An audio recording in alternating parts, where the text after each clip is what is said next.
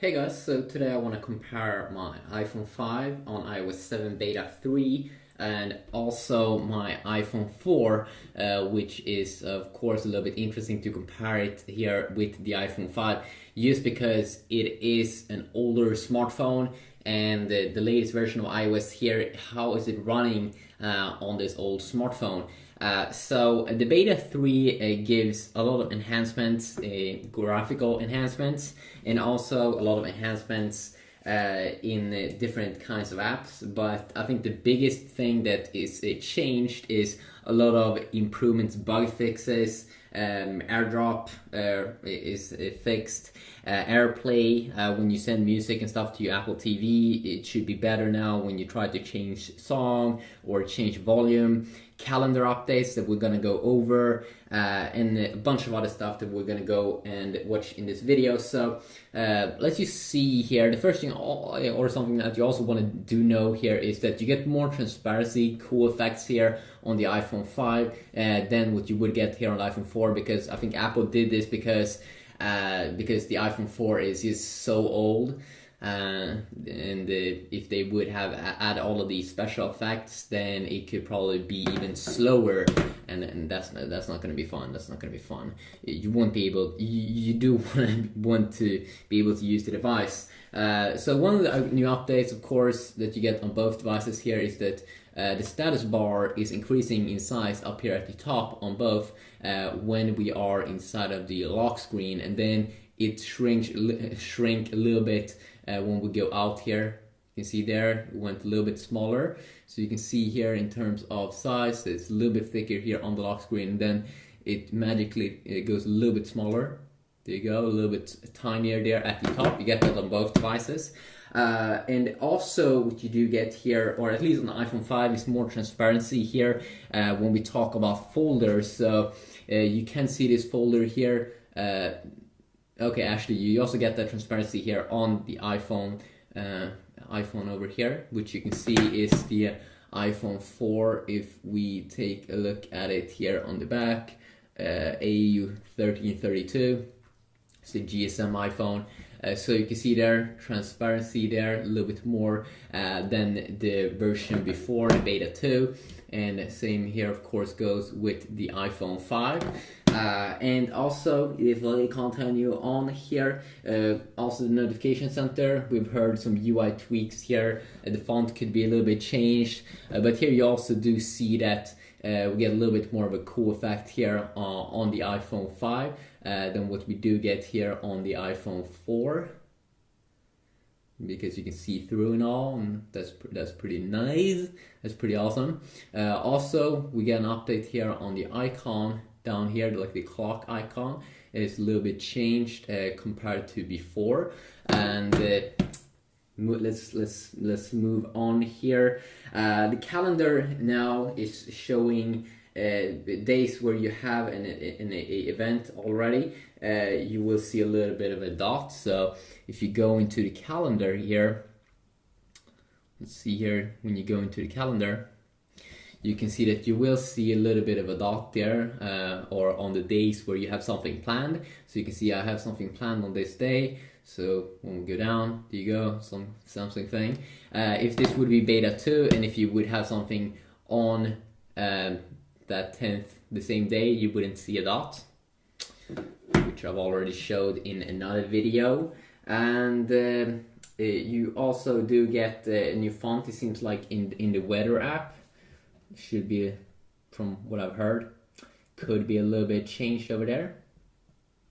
Not a big thing, of course, is some small little things. And also when you play music with Spotify or something, I'm just gonna quickly show you a new thing that you will see on the lock screen. So this little thing is that when you play music, now when you're on the lock screen on both devices, you will see the time up there also. You didn't see that on the Beta 2. So that's also something I'm pretty sure you do get here in the iPhone 4 update of Beta 3.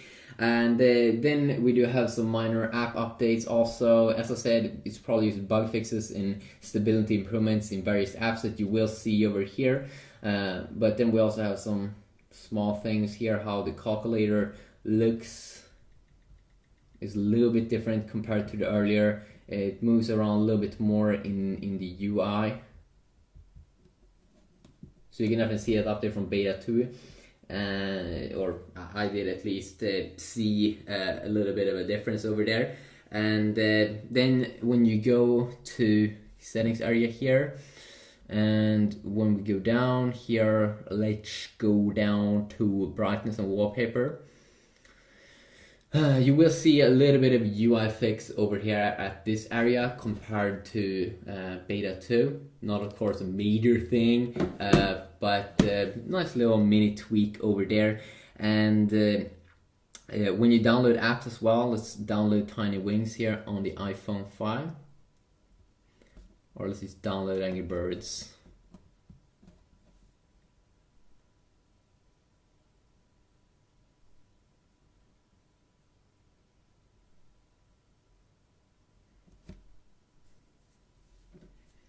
So let's download this. And I have to type in the password even though it's a free app. A little bit annoying. Because usually if you have an Android device, you never have to do this. And that's pretty nice. So let's see now, it's gonna download. You will see a new update over here. That's on both devices. And that is when you download an app. It looks a little bit different over there when it's both downloading it, but then also when it will start to install it. Also, if you want me to check out specific apps and compare these two, like the browser, maybe gaming, or something like that, let me know about that in the comment section down below. And if someone has already written a suggestion, of course you can just make that comment a thumbs up, and I will see what most or majority of people do want to see. There we go. So a smaller update there in the beta 2 and earlier betas. Of course, if we use a loading bar. What are you doing? I think it's installing. Okay, that is random. Also Siri now, of course you don't get any Siri or voice assistant here with the iPhone 4, but you do get that with the iPhone 4S and the iPhone 5. And we do have the iPhone 5 over here, and it seems like Siri now has been improved both in speed and also female voice. That's a different female voice. What you doing? I'm learning some new tricks. And then there's a new update here. When we swipe down, you can see that it has a little bit of a moving effect at the top. There we go. So a little bit of an update over there if you compare it against your beta 2. So it looks a little bit more coolish.